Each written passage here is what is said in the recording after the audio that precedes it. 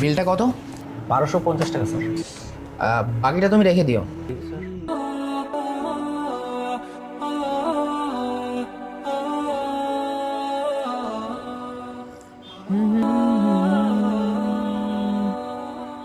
আসসালামু আলাইকুম আবি, আখবারু জাইদুন।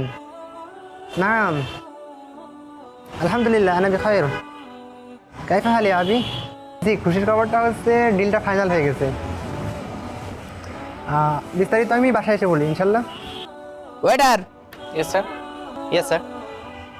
উনি আসলে কে? উনি সৌদি আরবের আল হাদিদ কোম্পানির মালিকের ছেলে। উনি বাংলাদেশে আসছে একটা ডিল করার জন্য। ডিলটা হলে বাংলাদেশের অনেক লাভ হবে। আচ্ছা ঠিক আছে, তুমি যাও। ওকে, থ্যাংক ইউ। আর করিবেন ইনশাল্লাহ। আসসালামু আলাইকুম রহমতুল্লাহ।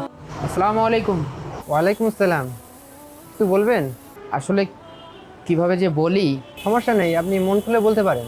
আসলে আমি দুঃখিত তখন ওইভাবে আপনাকে বলার জন্য। আপনি কিছু মনে করবেন না। আরে না না, মনে করার কিছুই নেই, ঠিক আছে। If you don't mind, can I ask a question?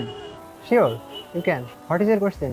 আপনি এত বড় মানের ব্যবসায়ী হয়েও তখন ওইভাবে খাবার খাচ্ছিলেন কেন? ও, এই ব্যাপার।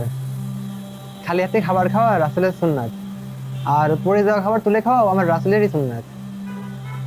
আল্লাহ তাআলা কোরআনে বলেছেন, তোমরা খাও, পান করো, কিন্তু অপচয় করো না। নিশ্চয়ই তিনি অপচয়কারীকে পছন্দ করেন না। আল্লাহ তাআলা কোরআনে অন্যত্র বলেন, তোমরা ন্যায্য মূল্য প্রদান করো।